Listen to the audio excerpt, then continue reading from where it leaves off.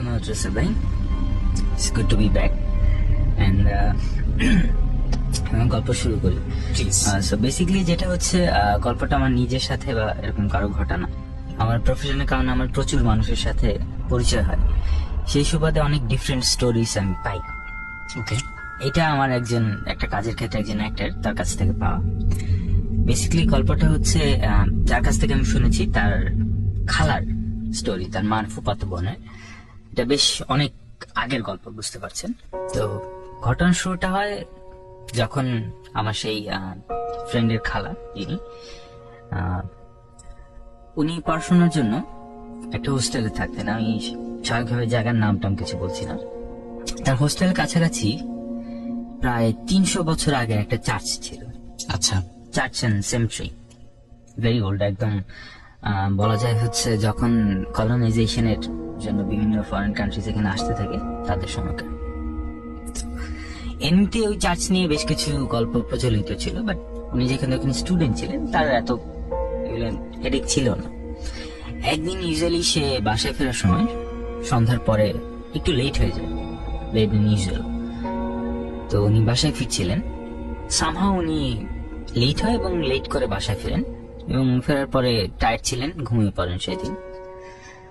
এভাবে সেদিন থেকে ঘটনার বেসিক্যালি শুরু, বাট উনি জানতেন না সামথিং ওয়াজ হ্যাপেনিং। আচ্ছা, ভদ্রমহিলা পরে কয়েকদিন একটু আনইউজুয়াল, মানে একটু সিক বা একটু অদ্ভুত ফিল করতে থাকেন।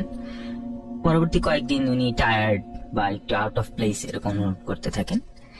একদিন সকালে ঘুম থেকে ওঠার পর উনি দেখেন যে ওনার রুমমেটস এবং ওনার হোস্টেলে যার ফ্রেন্ডস আছে তারা এবং হোস্টেল সুপার তারা তার রুমে উপস্থিত, এবং সবাই খুব চিন্তিত, তার দিকে কিছুটা রেগে বা চিন্তিত অবস্থায় থাকা। তো উনি বুঝতে পারেন না। উনি জিজ্ঞেস করার পরে তাকে সবাই অফিসে নিয়ে বসে এবং বসার পর জিজ্ঞেস করে যে তুমি রাতের বেলায় কই গেছিলে। আচ্ছা, তো শি ওয়াজ শকড। আচ্ছা, কারণ ওনার কোনো আইডিয়া ছিল না। উনি জানেন যে আমি বাসায় আসছি এবং লাস্ট কয়েকদিন আমি ফিলিং টায়ার্ড, আমি ঘুমাচ্ছিলাম। তার রুমমেটরা তাকে তখন একটা খুবই অদ্ভুত তথ্য দেয়। তারা বলে যে তুমি গতকাল রাত আনুমানিক 2-3টার দিকে তুমি ঘুম থেকে উঠে ওয়াল টপকে, which is very মানে নিয়ারলি ইম্পসিবল ফর হার, সে দেয়াল টপকে হচ্ছে হোস্টেল থেকে গোপনে বের হয় সবার অলক্ষ্যে, এবং সে তার হোস্টেলের কাছাকাছি সেই যে পুরনো সেমেট্রি, চার্চ এবং সেমেট্রি, ওইখানে যায়। এবং ওখানে যাওয়ার পরে একটা পুরনো কবর, হ্যাঁ মানে nearly as old as church itself, এরকম একটা পুরনো কবরের কাছে দাঁড়িয়ে থাকে এবং কান্নাকাটি করতে থাকে ফর লং টাইম। এবং বেশ কিছুক্ষণ ওখানে থাকার পরে, কান্নাকাটি করার পরে সে আবার চলে এসে তার বেডে শুয়ে পড়ে। আচ্ছা, তো তার রুমমেটরা এটা তাকে জিজ্ঞেস করে যে তুমি এটা কেন করছিলে ভাই, সে কি তোমার পরিচিত? বিকজ ইটস নট পসিবল, যদিও she was Christian, but it was not possible যে এটা তার কোনো রিলেটিভ বা সিস্টার, বিকজ এটা যার কবর, এটা like nearly 300 years old, so কোন ট্রেস ব্যাক করার ওয়ে নেই। উনি এটা জবাব দিতে পারে না। যেটা হয় পরবর্তীতে আরো 2-1 দিন এটা রিপিট হয়, এবং যেহেতু এবার তার রুমমেটস এটা জানতো, তারা সজাগ ছিল, তারা জিনিসটা রিয়েলাইজ করে যে শি ওয়াজ স্লিপ ওয়াকিং। আচ্ছা, এবং সেই মুহূর্তে জিনিসটা হোস্টেল অথরিটি বা তার ফ্যামিলির জন্য একটা নেগেটিভ একটা ইস্যু হিসেবে দাঁড়ায়। উনি বাধ্য হয়ে হচ্ছে ওনার ফ্যামিলির কাছে চলে যায়, হোম টাউনে। সেখানে যাওয়ার পরে ইট সিমস লাইক যে ওকে everything was normal, but after few days উনি যখন ওনার বাড়িতে ছিলেন, সাডেনলি একদিন রাতে শি ডিসঅ্যাপিয়ার্ড। সকাল উঠে তার ফ্যামিলি মেম্বারসরা তাকে পায় না, তা খুঁজতে শুরু করে, বাট ফরচুনেটলি তাকে পাওয়া যায় ওখানেই আর কি, লোকাল একটা ট্রেন স্টেশন। উনি যথারীতি দাবি করেন যে আমি জানি না আমি এখানে কিভাবে আসছি। সো তারা ধরে নেয় যে ইট ওয়াজ এ কেস অফ স্লিপ ওয়াকিং বা এনি কাইন্ড অফ কথা, এবং তার ফ্যামিলি তার ট্রিটমেন্ট করার ডিসিশন নেয়, বিকজ তারা বেশ প্রোগ্রেসিভ ছিল। আমি একদম অনেক আমাদের আগের জেনারেশনের কথা বলছি। সো সে ওই বয়সে একটা মেয়ে হোস্টেলে পড়ছে, সো বুঝতে পারছেন।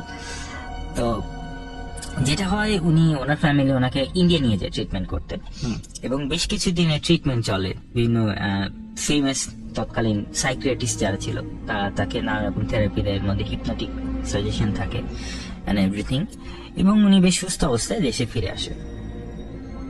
দেশে ফিরে আসার পরে উনি যখন সেকেন্ড টাইম কন্টিনিউ করতে চান, দ্যাট টাইম ওনার ইনসিডেন্টটা আবার রিপিট হয়।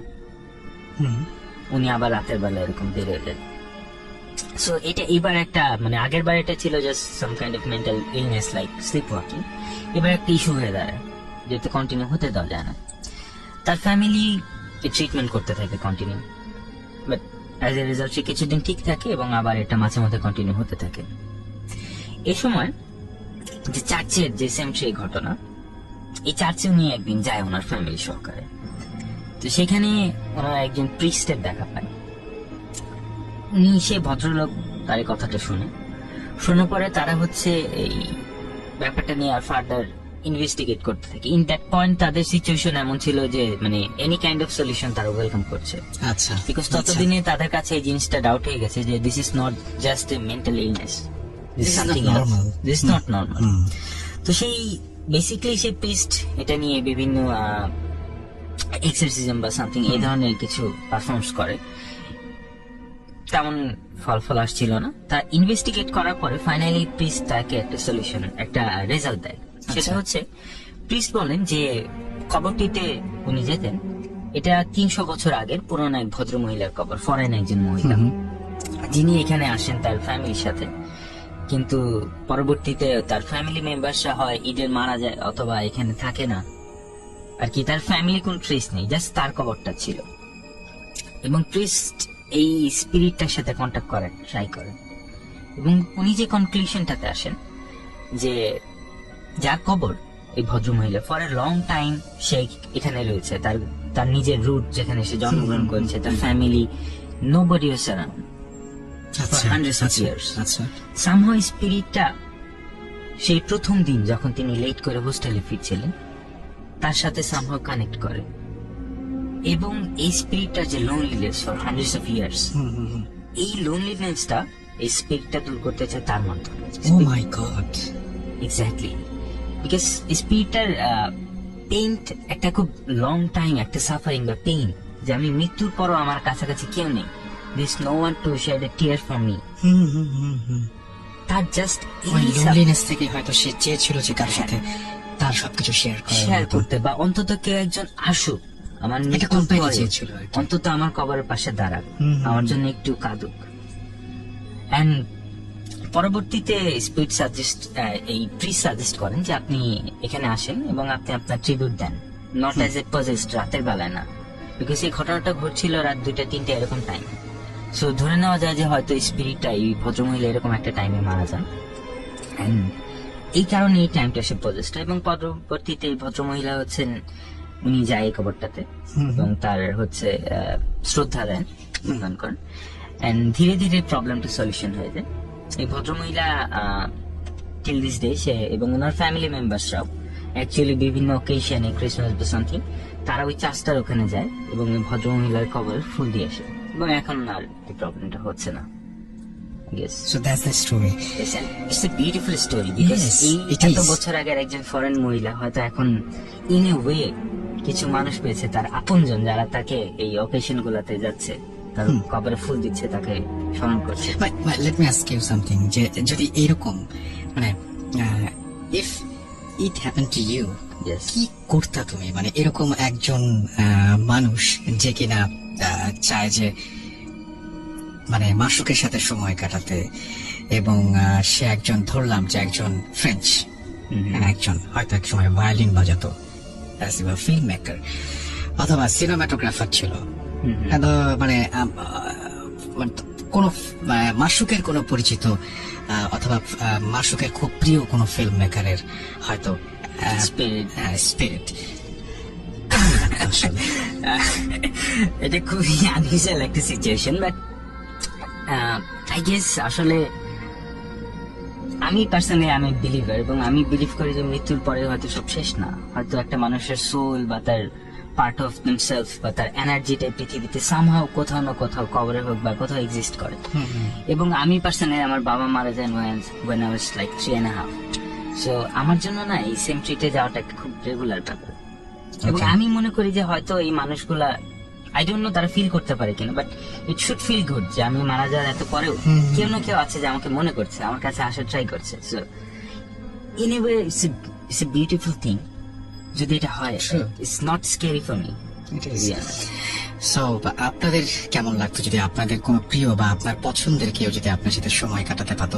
মৃত্যুর পরে একটা মানুষ যখন বেঁচে থাকে তখন আমরা সবাই তার সাথে থাকতে চাই, তার সঙ্গ চাই, তার সাথে কথা বলে সময় কাটাই। কিন্তু যেই মুহূর্তে সেই প্রিয় মানুষটি মারা যায় তখন আমাদের প্রথম কাজ হয় যে কত তাড়াতাড়ি তাকে বিদায় দেব, কত তাড়াতাড়ি তাকে রেখে আসবো।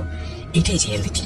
বাট সেই মানুষটা যদি আসলে মৃত্যুর পরে আবারও আপনার সাথে সময় কাটাতে চায়, কেমন লাগবে এবং কি করবেন আপনি? ভাবতে থাকুন, কিছু পেলে লিখুন আমাদেরকে। মাসুক, অনেক ধন্যবাদ আমাদের সাথে। আপনাকে ধন্যবাদ রাসেল ভাই। Thank you so much. Thank you.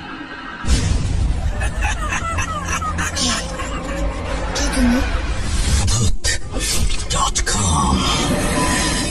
The fear returns with Russell.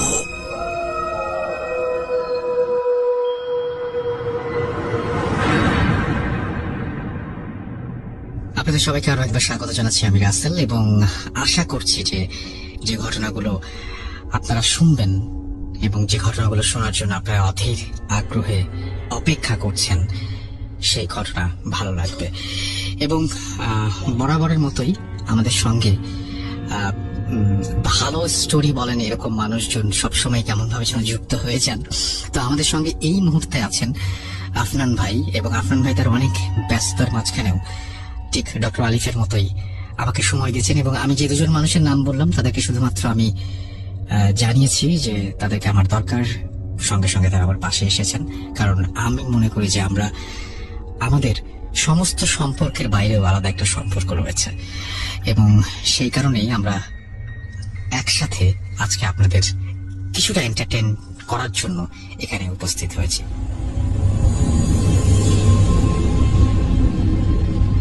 তো চলুন আমরা আমাদের আফনান ভাইয়ের ঘটনায় যাই। আফনান ভাই, আপনাকে স্বাগত জানাচ্ছি।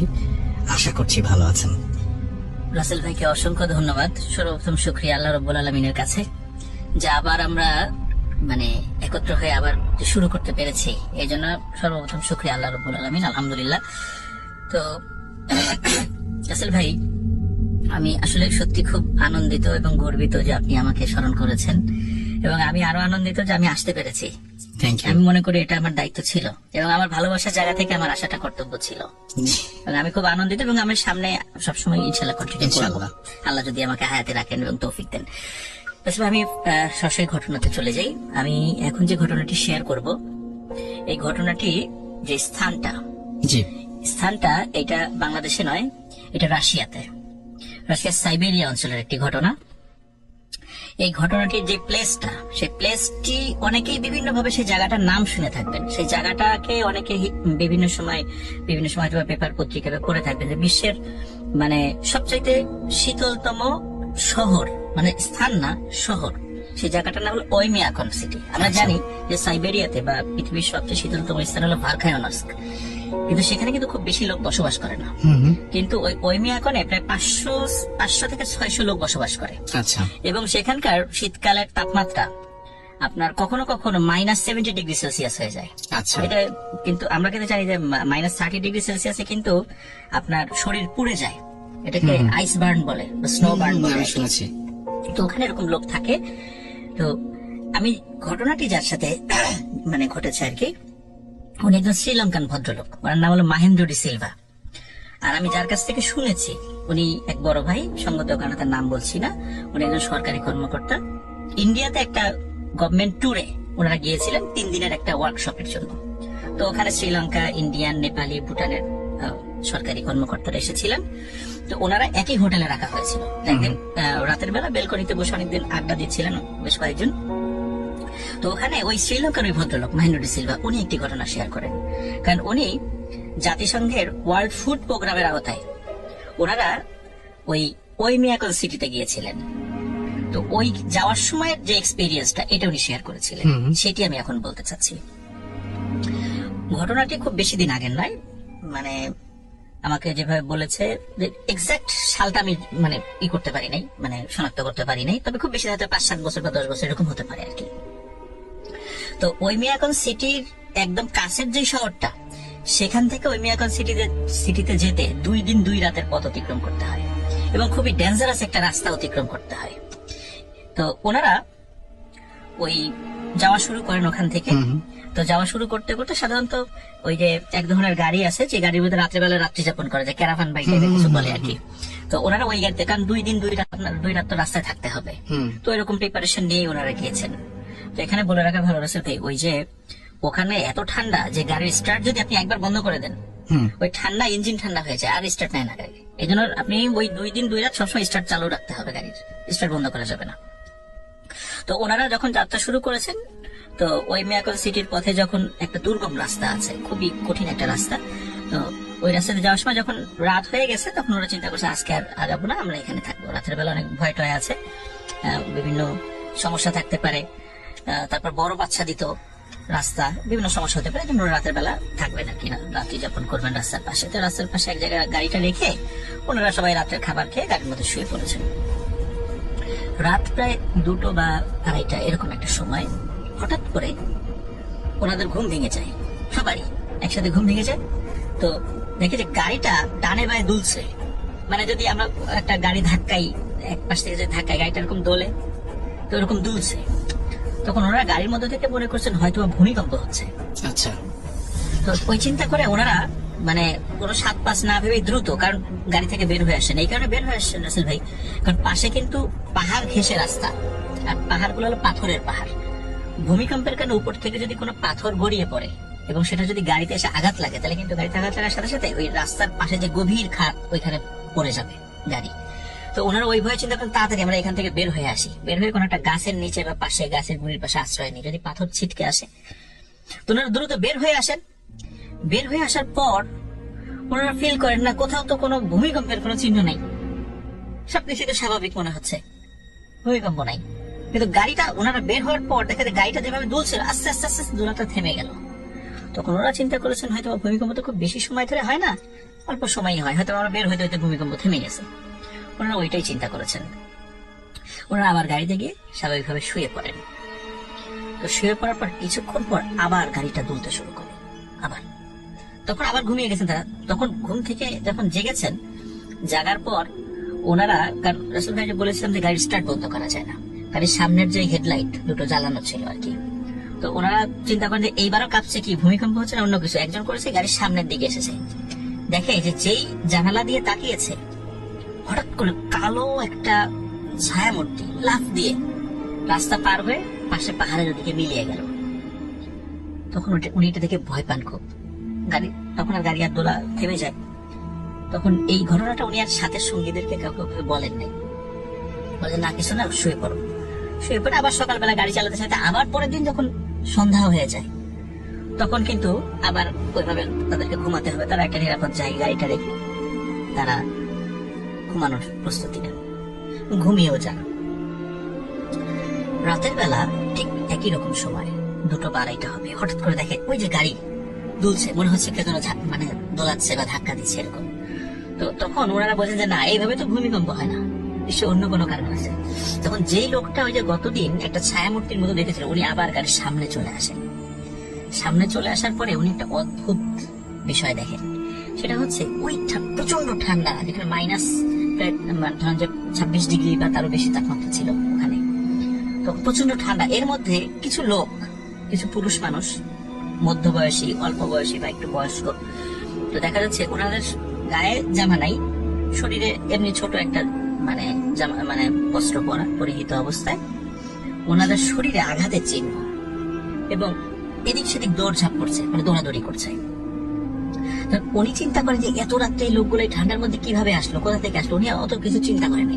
উনি জানালার কাজটা নামিয়ে দিয়ে চিৎকার করছে, এই আপনারা কারা, হুয়ার, এরকম বলছেন আর কি। ওনারা তো এসেছিলেন, মানে ওনারা যেহেতু ইংরেজি ভাষায়, ওইখানে অন্তত রুশ ভাষা বা এই টাইপের ভাষা বা ওনাদের নিজস্ব কিছু আঞ্চলিক ভাষা, ওনারা তো এটা বোঝেন না। তখন উনি চিন্তা করছেন হয়তো তারা বুঝতে পারছে না। তো দেখে আরো জোরে চিৎকার করে, উনি ওই যে হ্যান্ড মাইক আছে এক ধরনের, উনি হ্যান্ড মাইক দিয়ে আবার জোরে চিৎকার করতে থাকেন। তখন উনি খেয়াল করেন যে ওনাদের দেখে একটু ঘুরে তাকালো একবার, ঘুরে তাকিয়ে তারা আবার লাফ দিয়ে রাস্তার ওই পাশে পাহাড়ের ভিতরে ওই সাইডে মিলিয়ে গেল। তখন উনি অন্যদেরকে ডেকে তোলেন যে দেখো আমি তো এই ঘটনাটা প্রত্যক্ষ করলাম। তখন সবাই উঠে গেলে চলো তো দেখি লোকটা কোথায় গেল এই ঠান্ডার মধ্যে, বা এরা কারা। তখন ওনারা হাতে টর্চ নিয়ে বের হন। বের হওয়ার পর ওনারা ওই যেহেতু রাস্তার উপর বরফ পড়ে, তখন হয় কি রাস্তার উপরে গাড়ি চললে ওই বরফগুলো তো ছিটকে চলে যায়, কিন্তু রাস্তার দুধারে বরফগুলো জমাট বদ্ধ হতে হতে একটু উঁচু হতে থাকে। তখন ওনারা কি করেছিলেন, ওই হাঁটতে হাঁটতে রাস্তাটা পার হতে গিয়ে ওই জমাটবদ্ধ বরফের উপরে উঠেছিলেন। তখন হঠাৎ করে যেহেতু মানুষ বরফের উপর উঠেছে, বরফের একটা পাশ ভেঙে পড়ে, খুব বেশি হচ্ছে না, কোনো আহত টাহত কেউ হয়নি, ভেঙে পড়ে। তো ওই ভেঙে পড়া বরফের ভিতরে একটা অদ্ভুত জিনিস আবিষ্কার করেন, যে সেখানে অনেকগুলো মানুষের হাড় মানে কঙ্কাল এইগুলো ছিল। এটা দেখে ওনারা খুব ভয় পান এবং ওখান থেকে ওনারা তাড়াতাড়ি আবার গাড়িতে চলে আসেন। উনি ধারণা করেন একটা প্যারানরমাল কিছু হতে পারে, ওনারা যা দেখেছেন। তো ওনারা পরের দিন ওইমিয়াকন সিটিতে চলে আসেন। তো সেখানে তাদের যে কাজ, কয়েকদিনের গবেষণা শেষ করার পরে ওখানে স্থানীয় লোকের সাথে এই ঘটনাটা শেয়ার করেন যে আমরা আসার সময় এই বিষয়গুলো আমরা দেখেছি। তখন ওই স্থানীয় ওই মুরব্বী লোক উনি বলছেন যে আপনারা আর কিছু দেখেন নাই, এটুকুই দেখেছেন। মানে ওনার ভাবে মনে হলো যে আসলে এটা খুব একদম স্বাভাবিক, মানে আমাদের দেখাইরই কথা ছিল জিনিসগুলো, এরকম মনে হলো তার কাছে। তো বলে কেন আপনি এইভাবে বলছেন, কেন বলেন যে আসলে তুমি কি এটার হিস্টোরি, রাস্তার হিস্টোরি সম্পর্কে কি কিছুই জানো না? না, আমরা তো এটার হিস্টোরি সম্পর্কে কিছু জানি না। ওনার কাছে জিজ্ঞাসা করেন, বলে এই রাস্তাটার আর একটা নাম হলো দ্য রোড অফ বোনস, মানে হাড়ের রাস্তা। এইটা আসলে এইটার নাম হয়েছে কারণ সেকেন্ড ওয়ার্ল্ড ওয়ারের সময় আপনার সাইবেরিয়া থেকে আলাস্কা এইটুকু বিমান পথে যোগাযোগ করার জন্য, যাতে করে জার্মানি এবং জাপানি সোলজাররা ওই এলাকায় দখলদারিত্ব করতে না পারে, এই জন্য স্ট্যালিন উনি তৎকালীন যুদ্ধবন্দী এবং রাজনৈতিক বন্দীদেরকে দিয়ে, প্রায় 25 লক্ষ বন্দীদেরকে দিয়ে ওইমিয়াকন সিটির ওই দুর্গম রাস্তাটা তৈরি করার কাজ করেছিলেন। এবং প্রচন্ড ঠান্ডায় রাশিয়ার সরকারি হিসাব মতেই 10 লক্ষ, কিন্তু স্থানীয় লোকদের ভাষায় মোর দেন 15 লাখ লোক মারা যায়। 15 লক্ষ লোকের উপরে মারা গেছে ওই রাস্তাটা তৈরি করতে গিয়ে। এবং ওদের তো ওই সময় কবর দেওয়ার কোনো নাই, প্রতিনিয়ত মারা যাচ্ছে। আর আশেপাশে একটু বরফ সরিয়ে ওর মধ্যে লাশটা দাফন করে দিত বরফের মধ্যে। এই জন্য এখনো যারা ওই রাস্তায় চলাফেরা করে বা কোনো কারণে যদি কেউ অল্প একটু বরফ মানে ঘোরাঘুরি করে, কখনো কখনো অবিকৃত লাশও বের হয়ে আসে। কিন্তু সেই হতভাগ্য লোকদের লাশ, প্রায় 15 লক্ষ লোকের জীবনের বিনিময়ে ওই রাস্তাটা তৈরি হয়েছিল, যার কারণে এই রাস্তাটার নাম হলো দ্য রোড অফ বোনস বা হাড়ের রাস্তা। এবং উনি বললেন যে তোমাদের সাথে তেমন কিছুই ঘটেনি, আমাদের এখানে রাতের বেলা আমরা সচরাচর বের হই না, আমরা বের হলেই দেখি যে অসংখ্য লোক খুব চিৎকার করছে, কান্নাকাটি করছে এবং তাদেরকে নির্যাতন করা হচ্ছে, এবং তারা সারিবদ্ধভাবে মানে খালি গায়ে ওই ঠান্ডার মধ্যে সারিবদ্ধভাবে আমরা দেখি যে কিছু লোক হেঁটে যাচ্ছে, কিন্তু আমরা দেখেই বুঝতে পারি ওরা সেই সমস্ত লোকদের আত্মা, মানে তারা বিশ্বাস করে যে এটা ওই লোকদের আত্মা আর কি। এবং ওইমিয়াকন সিটিতে এই বিষয়টা খুব মানে পরিচিত, এবং যারাই ওই রাস্তা দিয়ে যেতে যায়, মানে বলা হয় পৃথিবীর সবচেয়ে হন্টেড রাস্তা যেগুলো আছে, মানে দীর্ঘতম হন্টেড রাস্তা, দেখা যায় একটা দীর্ঘ রাস্তার কোনো কোনো জায়গায় হন্টেড, আর এই 2 দিন 2 রাতের রাস্তার পুরোটাই হন্টেড। যে কোনো জায়গায় হন্টেড ঘটনা এখানে ঘটতে পারে, বিভিন্ন ভাবে ঘটতে পারে। তো যিনি বলেছিলেন মহেন্দ্র ডি সিলভা, উনি আসলে এই ঘটনাগুলো বিশ্বাস করতেন না, এবং বিশেষ না করে কারণ উনি বলছেন যে এইভাবে এই জিনিসটা আমি নিজে প্রত্যক্ষ করেছি, আমাদের সাথে ঘটনাটা ঘটেছে। তো লিসেনাররা আশা করি আপনারা যদি চান, আপনারা এই পৃথিবীর সবচেয়ে শীতলতম শহর যেটা, আপনারা হয়তো ফেসবুকে বা যেমনি হোক মানে উইকিপিডিয়াতে সার্চ জিনিসটা দেখে নিতে পারেন, এর হিস্টোরিটাও দেখে নিতে পারেন। আমি আসলে জানতাম না ভাই, এটা জানার পর ওটা নিয়ে আমি টুই করে দেখি যে না আসলে ঘটনা ঠিক আছে। মানে এটা আমার কাছে খুবই একটু অসাধারণ একটা স্টোরি লেগেছিল আর কি। থ্যাংক ইউ রাসেল ভাই, এটা ছিল ফার্স্ট স্টোরি। Most welcome. আমরা অনেক দিন পরে একটা চমৎকার ঘটনা শুনলাম, এবং আমি আসলে খুবই অভিভূত যে আপনি আপনার ঘটনাটা, প্রথম যে ঘটনা সেটা একটা বাইরের ঘটনা দিয়ে শুরু করলেন। আমরা আবারও ফিরে আসবো আপনার ভাইয়ের কাছে।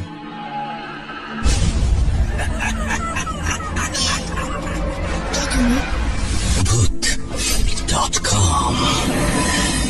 The fear returns with Russell.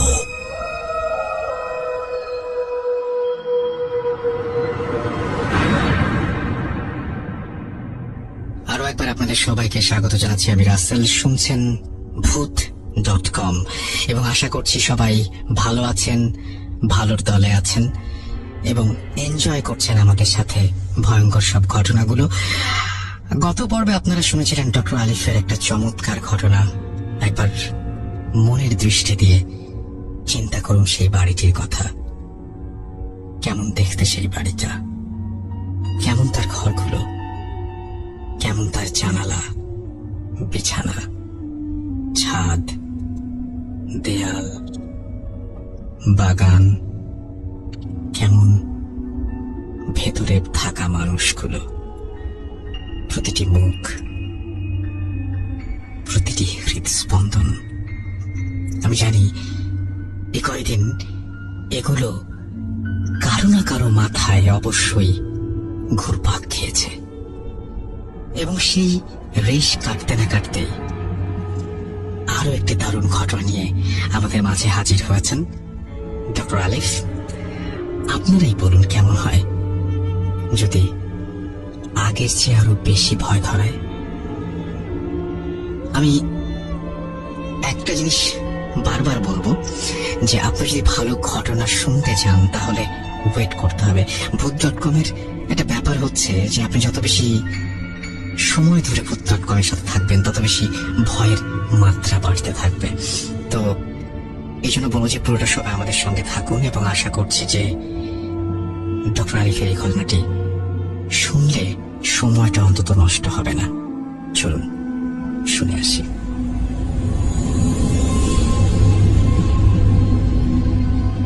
Thank you Rasel ভাই। দ্বিতীয় ঘটনাও কিন্তু একটা বাড়ি নিয়েই। তো আমি এলাকার নামটা উল্লেখ করে দিই। এটা হচ্ছে 2001 সালের একটা ঘটনা এবং এটা হচ্ছে খিলগাঁয়।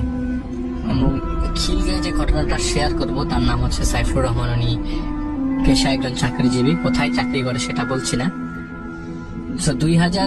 1999 সালে তার বন্ধুর এই বাড়িটা তার খুব পছন্দ হয়, আর তার বন্ধু সপরিবারে বাংলাদেশের বাইরে চলে যাওয়ার সময় তাকে ডিসাইড করা যায় এই বাড়িটা তিনি তাকে বিক্রি করে যাবেন। তো একটা সময় দাম নির্ধারিত হয় যে 1,44,00,000 টাকা খরচ করে তিনি বাড়িটা কেনেন, সব মিলে রেজিস্ট্রেশন সহ। ওই বাড়িটা 3 তলা একটা বাড়ি এবং তারা দুই ছেলে, একজনের নাম হচ্ছে শাওন আর একজনের নাম হচ্ছে সাজিদ। তো দুই ছেলেই তখন, প্রথম বড় ছেলেটা তখন একটা ইউনিভার্সিটিতে ইঞ্জিনিয়ারিং পড়তেন আর ছোট ছেলেটা তখন কলেজে পড়তো আর কি। তো তারা ফুল ফ্যামিলি এরকম ভাবে শিফট করে যে ঢাকাতে তারা আগে থাকতো হচ্ছে রামকৃষ্ণ মিশন মন্দিরের আশেপাশে একটা কোনো বাসায়। তো এরপর এখানে সিলেক্ট করার পরে এই বাসাতে তারা পার্মানেন্টলি থাকা শুরু করে, যে তিনি বাড়িটা কিনেছেন এবং তার অন্যান্য জমি জমা বিক্রি করে তিনি বাড়িটা কেনেন আর কি, যেহেতু ঢাকায় একটা পার্মানেন্ট অ্যাড্রেস দরকার তার। তো বাড়ি কেনার পর থেকে বাড়িটা ডিটেলস একটু বলি। বাড়িটা 3 তলা, তো তারা দোতলায় থাকতেন আর ওই বাড়িতে আগের থেকেই ভাড়াটিয়া ছিল। তো বাড়িটার কেনার আগের থেকে তিনি ভাড়া নেওয়া শুরু করে দিয়েছিলেন, কারণ তার ফ্যামিলি ফ্রেন্ডের কাছ থেকে অলমোস্ট তিনি আগেই একটা অ্যাডভান্স পেমেন্ট করে বাড়িটা নিয়ে নিয়েছিলেন আর কি। তো বাড়িতে যখন তারা স্টার্ট করেন সেটা হচ্ছে ফেব্রুয়ারি মাসের 12 তারিখ তারা থাকা শুরু করেন। আমি বলি 1 ফাল্গুনের আগের দিন। আচ্ছা, তো বলে যে সেদিন সোমবার ছিল। আপনারা ক্যালেন্ডার খুঁজে বা দেখতেও পারেন 2001 সালের 12 ফেব্রুয়ারি হয়তো সোমবার ছিল। তিনি বলেছেন সোমবার দিন আমরা ওই বাসায় ঢুকি এবং ওই বাসায় ঠিক আগের দিন রবিবারে আমরা দোয়া মাহফিল করি এবং আশেপাশের লোকজনদেরকে দাওয়াত দিই। এমন না যে আশেপাশের লোকজন আমার অপরিচিত, তারাও ওইখানকার লোকজন পরিচিত আর কি, কারণ ওইখানে তার মামার বাড়ি ছিল, তো রেগুলার যাতায়াত ছিল, আড্ডা মারতো, তো এলাকার লোকজন অনেকে চিনত তাকে। তো তিনি থাকা শুরু করেন। ঘটনার দিন এইটা হচ্ছে বাসায় ওঠার ঠিক 1 থেকে 1.5 মাস পর হঠাৎ করে তিনি খুব পরহেজগার একজন মানুষ ছিলেন। 5 ওয়াক্ত নামাজের তিনি কোনো ওয়াক্ত মিস করতেন না এবং তাহাজ্জুদের নামাজ ওয়াক্তলি পড়তেন। তো তিনি কি করলেন, যেদিন ঘটনা সেদিন প্রচন্ড গরম সেদিন, তো উনি আগে ঘুম ভেঙে যায়। ঘুম ভাঙার সময় বলে যায় ওই দিন এত গরম লাগছিল, আমি ঘুম ভেঙে যাই এবং ঘুম ভাঙার পর ওযু করে আমি আমার তাহাজ্জুদ নামাজ পড়া শুরু করি। সেদিন আমি ফিল করি, বলে যে আমার 25 বছরের তাহাজ্জুদের অভিজ্ঞতায় আমি কখনো কোনো ধরনের নেগেটিভ কিছু, কখনো কোনো সুপারস্টিশিয়াস, কখনো কোনো কিছু, ফর এক্সাম্পল অনেকেই বলে যে তাহাজ্জুদ নামাজের সময় নাকি অনেকে অনেক কিছু ফিল করে, তিনি বলেন আমি কোনো কিছুই ফিল করি না। তাহাজ্জুদ নামাজ আমি নর্মালি পড়ি, আমার রুমে ডিম লাইট কম, মানে এরকম এই জায়গায় এক জায়গায় লেখা দেখেছেন তিনি যে অন্ধকার করে যত বেশি দোয়া করতে হবে এবং মানে লুকিয়ে যতটুকু দোয়া করা যায়, কিন্তু তিনি কখনো লাইট জ্বালিয়ে তাহাজ্জুদ নামাজ পড়তেন না, তিনি লাইট বন্ধ করে পড়তেন।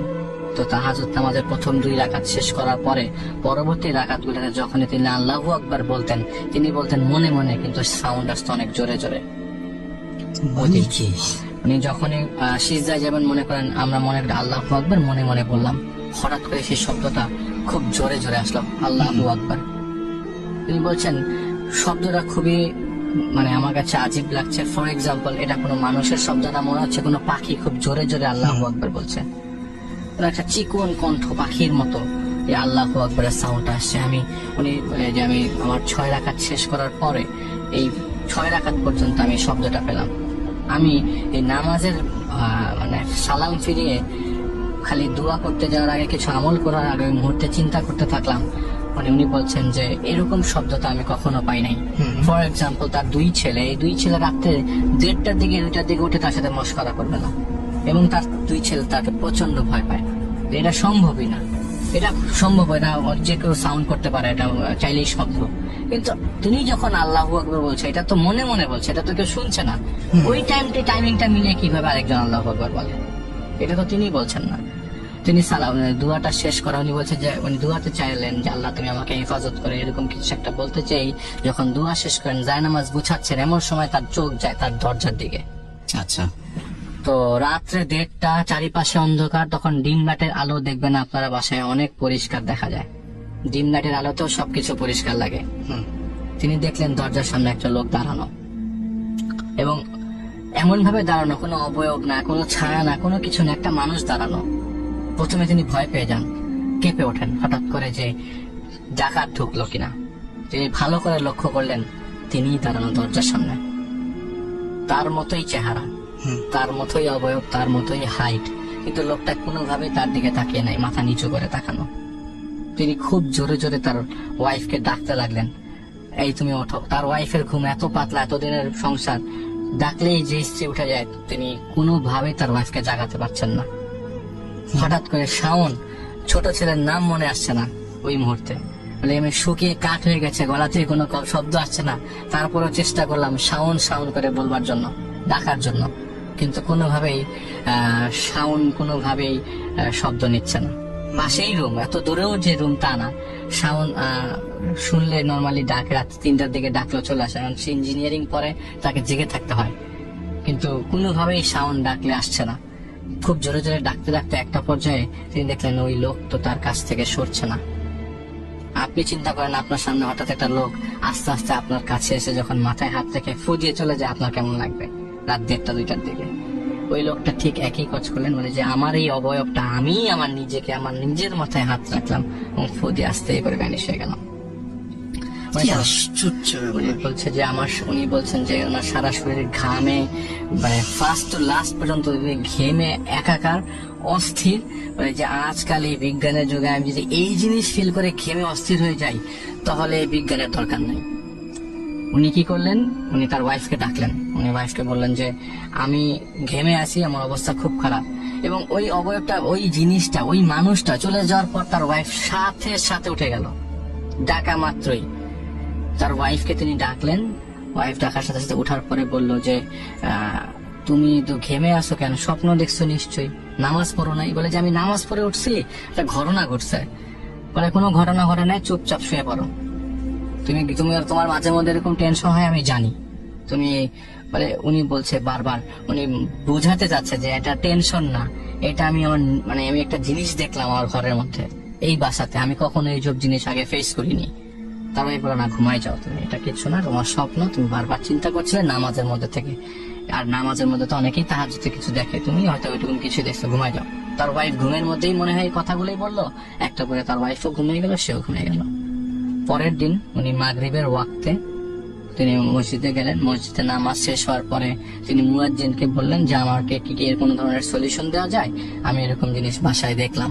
তো মুয়াজ্জিন বলে, দেখেন আমি তো আসলে আপনাকে কোনো সলিউশন দিতে পারবো না, আপনি আমাদের ইমাম সাহেবের সাথে কথা বলেন। ওইখানকার রিজিয়নাল মসজিদ আর কি, পাশাপাশি মসজিদ। তো উনি মসজিদের ইমাম সাহেবের সাথে কথা বললেন। ইমাম সাহেব বললো যে আপনি এই দোয়াগুলো পরে বোতলের পানির মধ্যে ফু দিয়ে 7 দিন বাসায় ছেটান।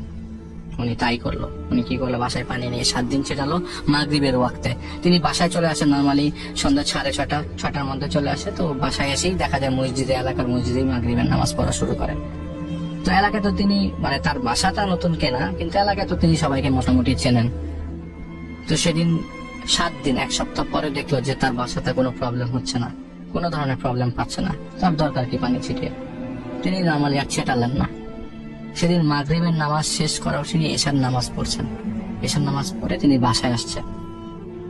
তো তসবি তার হাতে সবসময় থাকতো। মসজিদ থেকে বের হওয়ার পর বাসা আসা পর্যন্ত তিনি সবসময় তসবি গুনতেন। তসবি গুনতে গুনতে বাসার মেইন গেট দিয়ে ঢোকার সময় হঠাৎ করে ডানে তিনি লক্ষ্য রাখলেন একটা লাশের খাটিয়া পড়ে আছে। তিনি সর্বপ্রথম চিন্তা করলেন বাসায় মারা গেল কে।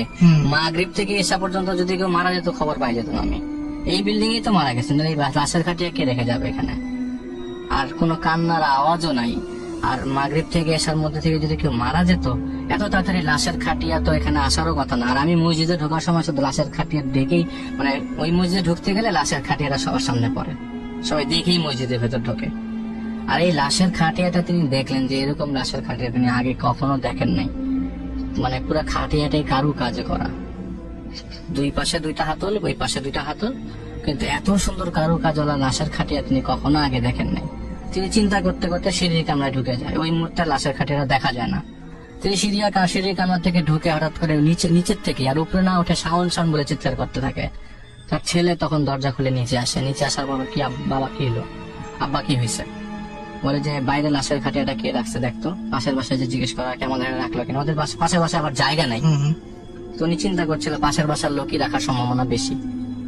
তো ওই ভাইয়াটার রুম মানে কলাপসিবল গেটটা ক্রস করে বামে তাকাতে দেখে লাশের খাটিয়া নাই, এখানে কিছুই নাই। আব্বু তুমি কি শিওর, দেখো তো কিচ্ছু নাই এখানে। তিনি বাইরে আসে, এসে দেখে আসলে তো লাশের খাটিয়াটা নাই। তাহলে এতক্ষণেই আমি যে দেখলাম, তিনি প্রায় 5 মিনিট ধরে জায়গায় চিন্তা করছে যে লাশের খাটিয়া আসলো কোথা থেকে। আর ওই লাশের খাটিয়ার চারিপাশ থেকে খুব সুন্দর আতরের স্মেল আসছিল। তো তিনি ওই জায়গায় যে দেখে কোনো আতরের স্মেলও নাই। তিনি বাসায় যায় এবং বাসায় তার ওয়াইফকে আবারও বলে, দেখো আমি কিন্তু জিনিস কিছু ফেস করছি, আমি একটা হুজুরের কাছে যাব, আমার ভয় লাগছে, তুমি আমার সাথে চলো। আর উনি খুবই মানে দুর্বল হার্টের মানুষ, দুর্বল চিত্তের মানুষ, বলে যে তুমি আমার সাথে চলো। বলে যে যদি কিছু দেখো তাহলে আমি তোমার সাথে যাবো, তুমি টেনশন করো না। তো রাসেল ভাই উনি পরবর্তী সময়ে মানে ওই দিন রাতের বেলা তাহাজ্জুদের নামাজ আবার শেষ করে। এটা কিন্তু ভাই 7 দিন ক্রস করার পরের ঘটনা। যেদিন তিনি লাশের খাটিয়াটা দেখে ওই দিন রাতের ঘটনা, করেসপন্ডিং রাতের ঘটনা। তিনি রাতে 1:30টার দিকে রেগুলার টাইমে যেরকম সময় রাতে 9টা 9:30 মধ্যে ঘুমিয়ে যেতেন এবং 1:30টা 2টার মধ্যে উঠে যেতেন তাহাজ্জুদের নামাজের জন্য। তিনি তাহাজ্জুদের নামাজ পড়া শেষ করলেন, দেখলেন দরজার সামনে সেই লোক আবার দাঁড়ানো, তিনিই দাঁড়ানো। তিনি ওই লোকটা তাকে বলছে যে বাইরে চলো। তার গেট, তার বারান্দা, তার রুমের সাথে বারান্দা এবং বারান্দা থেকে মেইন গেট দেখা যায় এবং বারান্দা থেকে মেইন গেটের সামনে যে জায়গাটা সেটাও দেখা যায়। লোকটা তাকে নিয়ে যাওয়ার পরে দেখলো যে ওই লোকটার সাথে আর নাই। বারান্দা যাওয়া পর্যন্ত লোকটাকে আর ডানে বায়ে খুঁজে পেল না। তিনি নিচে তাকে দেখলো সেই লাশের খাটিয়াটা এবং লাশের খাটিয়ার উপরে পশ্চিম দিকে মুখ করা অবস্থায় একটা লোক নামাজ পড়ছে খাটিয়ার উপরে। তিনি দেখলেন যে নামাজ পড়ছে এবং এটা দেখতে দেখতে তিনি অজ্ঞান হয়ে যায়, আর তার কিছু মনে নাই। তো এই এলাকার যখন ঘুম ভাঙে তিনি দেখেন যে তিনি বারান্দায় পড়ে আছে। তখন সকাল 6টা বাজে। তো তিনি কোনো মতে উঠে দাঁড়ান এবং খুব বুকের বাম পাশটা খুব ব্যথা অনুভব করতে থাকে। তো বাসার সবাই বলে আমি বামে ব্যথা পাচ্ছি, মানে আমার বুকের চারিপাশ খুব ব্যথা করছে, আমাকে একটু ধর তোরা। এটা বলতে বলতেই তার ছেলেরা বুঝে গেছে যে সমস্যা হয়ে গেছে এবং আমার বাবাকে তাড়াতাড়ি ইমিডিয়েটলি হসপিটালাইজ করা দরকার। তার ওই আশেপাশে খিলগাত থেকে তারা ডাইরেক্ট তার ধানমন্ডিতে বাংলাদেশ মেডিকেল কলেজে নিয়ে আসে। ওখানে ধরা পড়লো যে তার হার্টের মধ্যে একটা ব্লক পাওয়া গেছে এবং সাথে সাথে সেখানে রিং পরাতে হবে। নিয়ে গেল হচ্ছে NICBD-তে, national institute of cardiovascular disease. ওখানে নেওয়ার পর তাকে হার্টের মধ্যে একটা রিং পরানোর ব্যবস্থা করা হয়। রিং পরানো বলতে কি বাইপাস চ্যানেল ওপেন করা দেওয়া, বলে যে ইন্ডিয়াতে নিয়ে গেলে ভালো হয় আর কি। তো যাই হোক, প্রায় 2 থেকে 3 মাস তিনি বাসার বিছানার মধ্যেই মানে ওই ট্রিটমেন্ট করার পরে বিছানার মধ্যেই ছিলেন। তো উনি রেগুলার স্বপ্নে দেখতেন যে ওই লোকটা তার সামনে দাঁড়ানো, রেগুলার। এবং বলে যে যেই কয়দিন আমি ঘুমিয়েছি, খুব গুটি কয়েকদিন রাত বাদে তার সামনে ওই লোক সবসময় দাঁড়িয়ে থাকতো এবং মাথায় হাত বলে চলে যেত। যখন তিনি হাঁটা শুরু করলেন, মানে প্রপারলি হাঁটা শুরু করলেন এবং তার রেগুলার কাজকর্মে ফেরত গেলেন, সেদিন হঠাৎ করে তিনি বললেন যে চিন্তা করলেন যে মানে আজকে চিন্তা করেছি যে আমি যেটা দেখেছি সেটা একজনের কাছে জানা দরকার, একজন আলেম ব্যক্তির কাছে যাওয়া দরকার, যে আমি যে জিনিসগুলো দেখছি সেটার কন্টিনিউশনটা কি, আসলে আদৌ কোনো রেজাল্ট আছে কিনা, আর কোনো কারণে আমি দেখছি বা দেখছি কিনা। উনি পরের দিন সকালে তার ওয়াইফকে নিয়ে যাওয়ার পথে তার এলাকার ওই মসজিদের ইমাম বলেছিল একজনের কাছে যেতে। উনি খুবই আলেম, একজন বুজুর্গ, এবং মসজিদের ওনার ওয়াইফকে নিয়ে যাওয়ার পথে রিক্সাতে পেছনে একটা ট্রাক ধাক্কা দেয় এবং তার ওয়াইফটা ওই জায়গায় স্পট ডেড হয়ে যায়। ট্রাকটা ছিল একটা পানির ট্রাক, ঢাকা ওয়াসার, এবং ওই মুহূর্তে ধাক্কাতে উনি বেঁচে যায়, ওনার ওয়াইফ মারা যায়। তো পরবর্তী সময় আর ওইখানে তার আলেম ব্যক্তির কাছে যাওয়া হয় না। তার ওয়াইফ মারা যাওয়ার পর থেকে তিনি আর মানে ওই ওয়াইফের দাফন টাফন শেষ করে আসে বাসায়, এরপর থেকে আসলে ভাই তিনি স্বপ্নে ওই লোকটাকে দেখতেন না। নর্মালি বাসার মধ্যে তাহাজ্জুদের সময় যেটা ফেস করতেন সেটাও দেখা বন্ধ করে দিলেন। তো তার এই রেস কাটিয়ে উঠতে উঠতে প্রায় 6-7 মাস লাগে। এরপরে সে নিজেই একবার ওই যার কাছে যাওয়ার কথা ছিল তাকে বলে দেখো, মাঝে মধ্যে অনেকেই অনেক কিছু দেখতে পারে, হয়তো তুমি দেখেছো কেউ এসছে তোমার বাসায় তোমার ওয়াইফকে নিয়ে যাওয়ার জন্য, এটার ইন্ডিকেশনটা হয়তো তুমি চিন্তা করে দেখো। বলে হ্যাঁ তাই তো, আমি ওয়াইফ যখন মারা যায় লাশের খাটিয়াটা ঠিক ওই জায়গাতেই ছিল, জায়গাটা তিনি হয়তো সুন্দর লাশের খাটিয়া দেখেছিলেন। তো কন্টিনিউশনের পরে বুঝতে পারে যে এটাই হয়তো বা কানেক্টেড কোন স্টোরি, যে আমার ওয়াইফ চলে যাবে এটা আমি আগের থেকেই বুঝে গেছিলাম। এটা ছিল রাসেল ভাই স্টোরি। পরে তিনি আর কখনো কোনো কিছু ফেস করেন নাই, মানে কখনো কিছু দেখেন নাই, এরকম কিছু দেখেন নাই যেটাতে তাকে আবার বুঝতে হয় যে কেউ চলে যাবে বা কিছু একটা।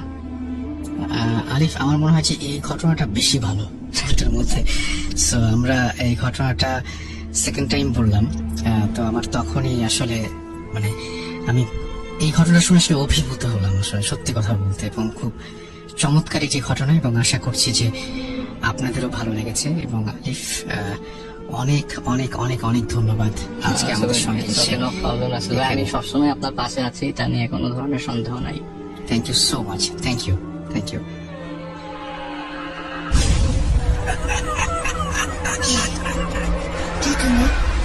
Booth.com. The fear returns with Russell.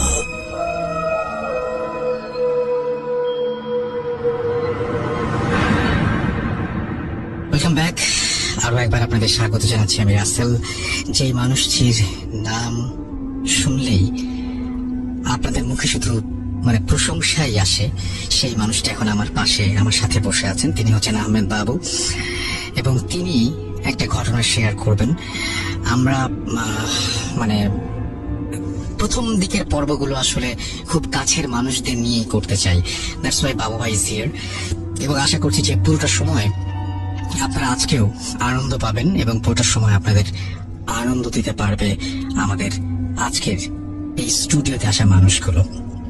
আমি প্রথম পর্বেই বলেছিলাম যে কারা কারা আমাদের সঙ্গে আছেন, এরা ছাড়াও আরো অনেকেই আমাদের সঙ্গে থাকবেন এবং প্রতিটা মুহূর্ত আপনাদের আনন্দ দিয়ে যাবেন। এবং আপনারাও আরো বেশি আমাকে ঘটনা পাঠান। আমি জানি যে আপনাদের অনেকের কাছে আমার পার্সোনাল ফেসবুক আছে, যেখানে আপনি চাইলেই আমার সাথে কমিউনিকেট করতে পারেন এবং ঘটনা পাঠাতে পারেন।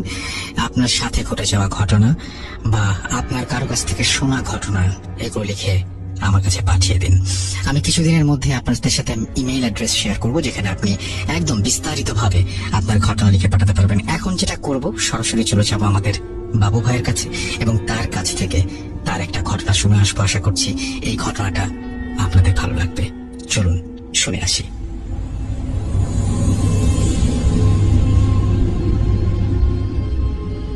ওকে রাসেল ভাই, এই কাহিনীটা আসলে আপনার কাছে একটু আগে যেটা বলেছি সেটা আমার পরিচিত মানুষের কাছ থেকেই নেওয়া। এটা মানে আসলে ওনার ঘটনা বলা না, ওনার সাথে মিশতে মিশতেই জানা। আর এখন যেটা বলবো সেটা আমার খুব ক্লোজ একটা ফ্রেন্ডের ঘটনা। ওর মানে ও মারা গেছে, এখনো নাই, বাট ওদের মানে ফ্যামিলিতে ওদের বাসায় যেটা হতো আর কি। তো ও যখন নাকি ছোটকালে, আমার ছোটবেলার ফ্রেন্ড যে স্কুলে পড়তো, তখন থেকে সে বলতো যে ও যখন ঘুমায় তখন দেখে যে ওর বাবা মা আরও ঘুমাতো, আর ওদের বিছানার চারিপাশে উঁচু উঁচু মানে বেশ লাইক 8-9 ফিট উঁচা কিছু জিনিস ঘুরতো ওদের খাটকে ঘিরে, লাইক পাহারা দিত। তো সে ছোটবেলাটা দেখে ভয়ে সে কিছু করতে মানে বলতে পারতো না, এমনকি বাথরুমের কথা বলতো না মুখে। সো পরবর্তীতে ওর বাবা মারা যায়। বাবা মারা যাওয়ার পর ওদের বাসায় উদ্ভট জিনিস মানে দেখা শুরু করে। সো মোস্ট প্রবাবলি ওর বাবা জিন পালতো, জিনদেরকে বশ করে রাখছিল। তা হয়তো জানেন যে জিনদের বশ করা কিন্তু হারাম, যারা করে তারা এটা খুব অন্যায় উপায় করে। মানে যেই জিনের সাথে জিনকে বাধ্য করলো কিছু করতে, সে অন্যায় উপায় করতেছে, এটা হারাম। এটা একটা হাদিস আছে। যাই হোক, আমরা ইসলামী আলোচনায় গেলে তো অনেক দূর চলে যাবো, বাট ওটা বাদ দিই। বাট হারাম এটুকু বলে রাখলাম। তো যখনই ওই ছাড় পেয়ে গেল জিনরা, ওর বাবা মরে যাওয়ার পর হয়তো জিনদের আর কেউ আটকায় রাখার নেই, তখন তারা ওই জায়গাটার উপর অত্যাচার শুরু করে। বিভিন্ন রকমের সমস্যা ওদের বাসায়। আমি নিজে গেলে দেখছি একবার, আমার নিজেরই ঘটনা। আমি ওদের বাসায় ঢুকতে গেছি, তখন আমি স্কুলে পড়ি মনে হয়। সো মানে আমি দেখলাম কেউ একজন দৌড় দিয়ে বাসার পিছনে চলে গেল। ইটস ফেল লাইক আমার এক ফ্রেন্ড গেছে, আমিও তার পিছনে দৌড় দিছি। দৌড় দিতে যে হঠাৎ করে দেখি পায়ের নিচে মাটি নেই, কুয়ার মতো ঢুকে গেছে ভিতরে। তো বাসাটা ছিল এই ধরনের, হ্যাঁ। সো এবং ওদের ছাদের মধ্যে শব্দ শোনা যেত, মানে কেউ করতেছে। দেখালো পরে দুইটা ছোট ছোট বাচ্চা হামাগুড়ি দিচ্ছে, মানুষ দেখছে ছাদে। এবং ওই বাসার ছাদের মধ্যে ওই একজন একটা চিলে কোঠা একটা লোক ভাড়া থাকতো, সে দেখে বলছে সে রাত্রেবেলা দেখছে দুইটা বাচ্চা হামাগুড়ি দিচ্ছে পুরো ছাদের ভিতরে। সো মানে এই ধরনের ব্যাপার ছিল ওদের বাসা। তো আমার ওই ফ্রেন্ড, ও একদিন এরকম দুপুরবেলা, ও নিজেও মানে পরে পজেস্ট হয়। পজেস্টটা কিভাবে হয় যে ও একদিন দুপুরবেলা আপনার বাসার মধ্যে, ওর একটা ভাই ছিল মারা গেছিল, ওর একটু ভাইটা অনেক ওর সাথে খুব ক্লোজ ছিল, একসাথে ঘুরতো ফিরতো, ওর থেকে 2 বছরের বড় এরকম। তো ও রাত দুপুরবেলা শুনে যে দরজা নক করতেছে কে জানি। ও যখন ক্লাস 6-7 পড়ে এরকম, তো দেখে ওই দরজা নক শুনে ও বের হয়েছে গেট খুলতে, কে দরজা নক করতেছে। তাকায় দেখে যে গেটের সামনে ওর বড় ভাই দাঁড়ানো। হঠাৎ করে ওকে দেখে মাথাটা এরকম ঘুরায় ফেলছে, নিজের মাথাটাকে টুইস্ট করে, লাইক ঘড়ির কাঁটা অনেকটা লাইক 90 ডিগ্রি অ্যাঙ্গেলে না, লাইক 45 ডিগ্রি অ্যাঙ্গেলে করলে যেরকম হয় সেভাবে মাথাটা ঘুরায় ফেলছে। এটা দেখে সে প্রচন্ড ভয় পাইছে, এবং ওই যে ভয় পেল ওটা থেকে ওর জ্বর আসছিল। এরপর থেকে কিন্তু ও পজেস্ট। আর পজেস্ট মানে কি, ওর বিভিন্ন রকম সমস্যা এই ধরনের যে দেখা দিত। তো যখন আমাদের সাথে মিশতো বলতো আর কি। তা আমিও এরকম ওর সাথে এরকম কথা বলে অনেক কিছু দেখছি ওদের বাসায়, যে এরকম ছাদের মধ্যে আমি উঠতে গেছি। তো তখন আমরা যখন 9-10 পড়ি রাসেল ভাই, তখন তো আসলে দুরন্ত ছিলাম আমরা, মানে আড্ডা মারতাম, ফ্রেন্ডদেরকে ডাক দিতাম, উঠতাম এসে। তখন ঢাকাতে একটু জানেন, একটু ছেলেপেলারা একটু আগের থেকে দুষ্টুমি বেশি শুরু করতো ওই সময়। তা আমরা ওদের ছাদে ডাক দিয়ে, ফ্রেন্ডকে ডাক দিয়ে ছাদে ওয়েট করতাম। তো ছাদে যে ওয়েট করতাম, ছাদে যেতাম, আমি একদিন এরকম হঠাৎ করে যে দেখি যে এরকম ছায়া মূর্তি একটা হাঁটতেছে ছাদের মধ্যে, মনে হচ্ছে যে ছায়ার মতো ওইদিকে। এবং আমি কিন্তু সেন্স করে ফেলছি রাসেল ভাই ওটা মানুষ না, ওটা কিছু একটা মানে মানুষ হওয়ার কথাই না ওখানে। এবং যেভাবে হাঁটতেছে এবং চারটাকে দেখে বোঝা যাচ্ছে তার স্পষ্ট কিছু বুঝবেন না আপনি।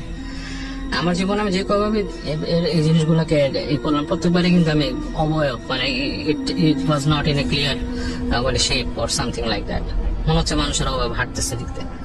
এবং আমি মানে কিছুই ডাকি না, আমি জাস্ট ছাদের ওখানে যে দেখে আমি আস্তে করে হেঁটে নেমে গেছি। নেমে যেয়ে পরে ওকে বললাম যে এরকম এরকম, তো ও বললো যে ওই ছাদের ওখানে তো এরকম আছে। ওর ভাই একবার এরকম বাসায় ইট পড়তেছে ওদের বাসায়, তো ওর ভাই যে বলছে যে বাসার মধ্যে ইট মারে কে, গালি দিছে কয়েকটা, সাথে সাথে হাজার হাজার ইট মাটির ঢেলা ওদের বাসায় ধরাম ধরাম ধরাম ধরাম করে পড়তেছে। এসে পরে ওর নানি একটা বসে যে মাপ চায়, পরে ও ছাদে উঠে ওর ভাই যে মাপ চাইছে, পরে ইট বন্ধ হয়ে গেছে। তো বাসাটা রাসেল ভাই এরকম মানে টোটালি এই ধরনেরই ছিল ওদের বাসায়। এবং মানুষ যেই যেত সেই এই ধরনের জিনিস দেখতো বাসাটা। এবং পরবর্তীতে ওই বাসা বিল্ডার্সরা নিয়ে ফেলছে, নিয়ে ওইটাকে কি করছে, মানে এখন বিল্ডিং হয়ে গেছে, বাট এখনো ওইখানে কি এরকম জিনিস আছে কিনা আমি জানি না। আমার মাঝে মাঝে ইচ্ছা হয় আমি ওদিকে আসি সামনে দিয়ে, মাঝে মাঝে ইচ্ছা হয় থামি থেমে জিজ্ঞেস করি যে ভাই আপনারা কেউ কিছু ফেস করেন এই বাসায়, কারণ এই বাসাটা সম্পূর্ণ মানে এই ধরনের জিনিসে ভর্তি ছিল। আচ্ছা। মানে ইটস লাইক গোস্ট হাউস যদি বলে, ইট ওয়াজ লাইক দ্যাট। এবং এখনো মানে সেটা জানে না, কিন্তু মানে বিল্ডার্স নিয়ে নেওয়ার পরে তো ওই বাসা আসলে বিক্রি করা বা অন্য কারো ওই বাসায় থাকাটা ভেরি ডিফিকাল্ট। ডিফিকাল্ট মানে কি, মানুষের যেটা উচিত আর কি সেই বাসাটা। আমার ফ্রেন্ডদের বাসায় যে ধর্মচর্চা খুব বেশি ছিল তা না।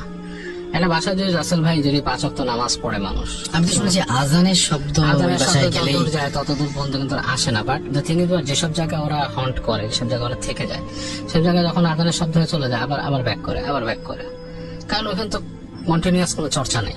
Right.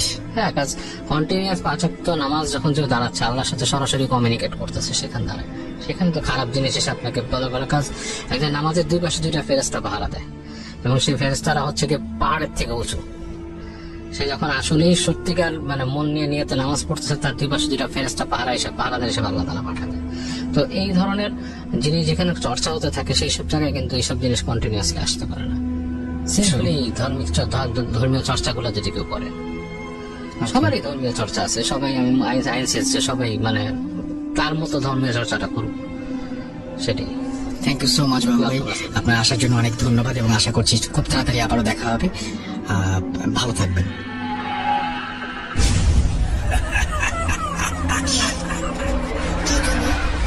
Bhoot.com. The fear returns with Russell.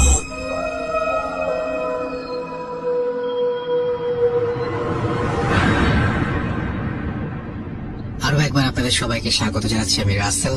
শুনছেন ভূত.com, এবং যারা শোনেননি তাদেরকে বলি, ভূত.com একটা ডিজিটাল প্ল্যাটফর্ম যেখানে আমরা সবসময় ফিয়ার নিয়ে কাজ করি, এবং ফিয়ার নিয়ে যে কোনো ধরনের কাজ হতে পারে। এটা আপনার হতে পারে শুধুমাত্র একটা ঘটনা, যেরকম আপনারা শুনছেন। পরবর্তীতে হয়তো আমরা শর্ট ফিল্ম বানাবো, ফিচার ফিল্মও বানাতে পারি, ডকুমেন্টারিও বানাতে পারি, যে কোনো কিছুই করতে পারি। এবং আপনারা যদি সঙ্গে থাকেন তাহলে আমাদের অনেক কিছু করার প্ল্যান, এবং আপনাদের চাওয়ার কারণেই কিন্তু আজকে আমরা এখানে। সমস্ত পৃথিবী ব্যাপী ছড়িয়ে পড়ুক ভয় মিশ্রিত আনন্দ, সেটাই আমাদের প্রত্যাশা।